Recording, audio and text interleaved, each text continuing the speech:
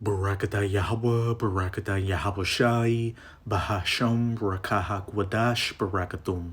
First and foremost, I want to give all praises, glory, and infinite honors to Yahweh, Bahasham, Yahweh Shai. Double honors to the apostles and elders, a great millstone who rule and teach well. In peace and salutations to you sincere Akim out there, pushing this word in truth and sincerity to the four corners of the globe. May you brothers endure till the end. This is the brother Ra'aya with another video, and I'm going to start it off in Isaiah chapter 34, verse 16. Seek ye out of the book of Yahweh and read. And the book of Yahweh is, of course, the scriptures, the Bible, the so-called Old and New Testament, as well as the Apocrypha, which is a part of the Old Testament. No one of these shall fail, none shall want her mate. And where it says no one of these shall fail, that's talking about all these prophecies contained within the scriptures, from the past to the present to the future. Every single prophecy, if it hadn't come to pass already, is in the process of coming to pass and will come to pass.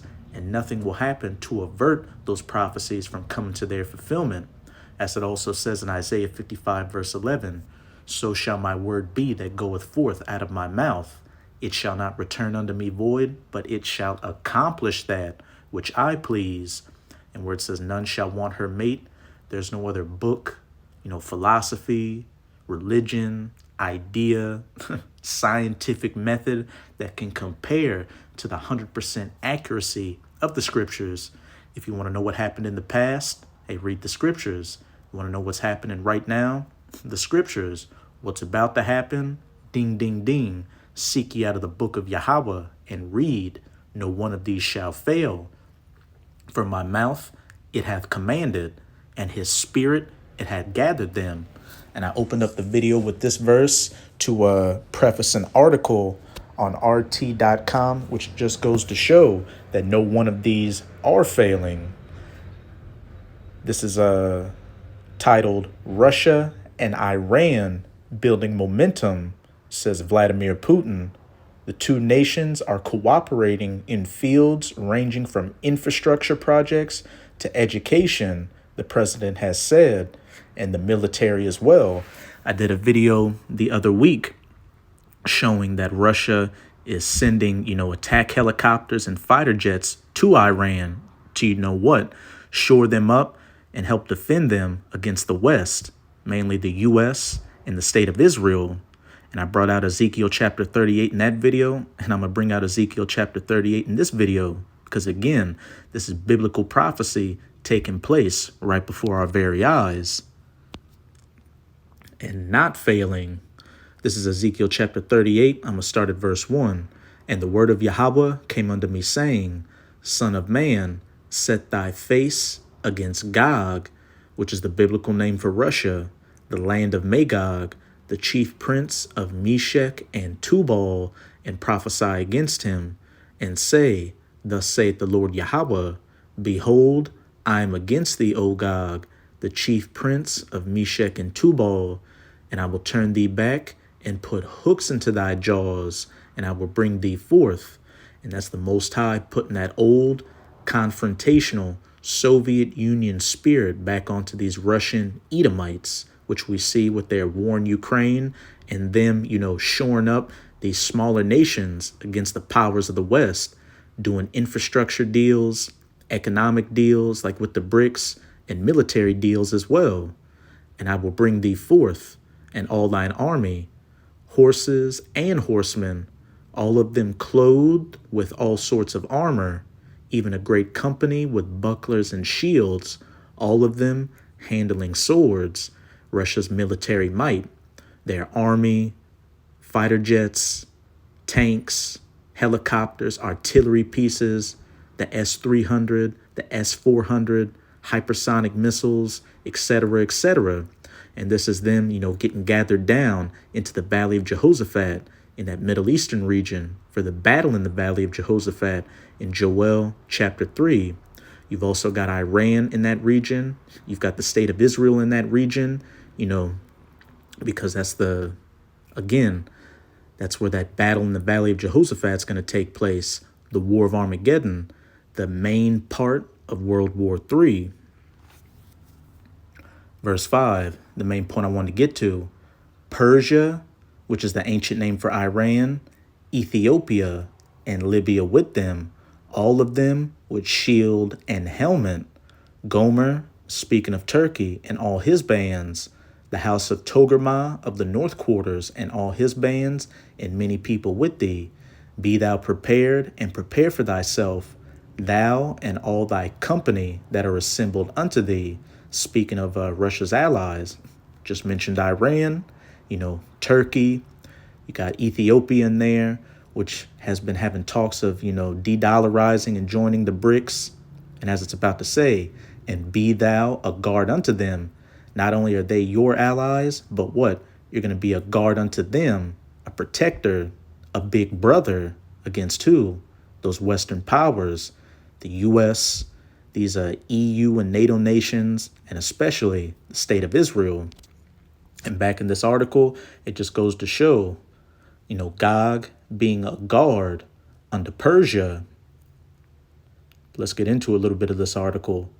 Moscow and Tehran have developed strong ties over the past years and as a result have boosted their respective economies.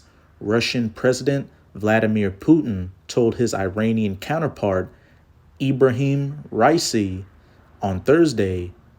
Raisi was in Moscow on a state visit. The two leaders discussed both bilateral ties and wider global challenges, including the Israel-Hamas conflict, which, as usual, whenever anything happens to the state of Israel, who do they always blame? Iran. Hamas is an Iran-backed proxy, Hezbollah, etc., which, a lot of those forces are backed by Iran. And, it is a proxy war. And it's eventually going to turn into a full-on hot war, as it says in Jeremiah 49, verse 20. The least of the flock, those Amalekite Edomites in the state of Israel, drawing them out. These bigger nations down to the Valley of Jehoshaphat for that battle in the Valley of Jehoshaphat. And they're going to do something to, what's really going to kick that off is them doing something to trigger a war against Iran. But it's not going to play out as they think. It's going to drag in the U.S. on their side, but who's it going to drag in on the side of Iran? Gog, China, Gomer's going to get involved, etc.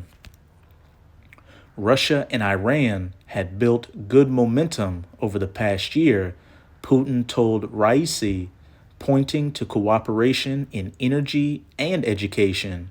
The states are also investing in Iranian railroads, which are destined to become a part of the international north-south transport corridor. Skip these paragraphs right here. Jump to this one. In May 2023, Moscow and Tehran signed an agreement on the joint construction of the railroad linking the Iranian cities of Astara, which has a port on the Caspian Sea, and Rasht. It is the last remaining part of the railroad network of the corridor that still needs to be built, according to Russian media reports. According to Putin, bilateral trade between the two nations has already grown by 20% over the past year and reached some $5 billion. We are engaging in active cooperation across the entire spectrum of our bilateral relations, the president said. Across the entire spectrum.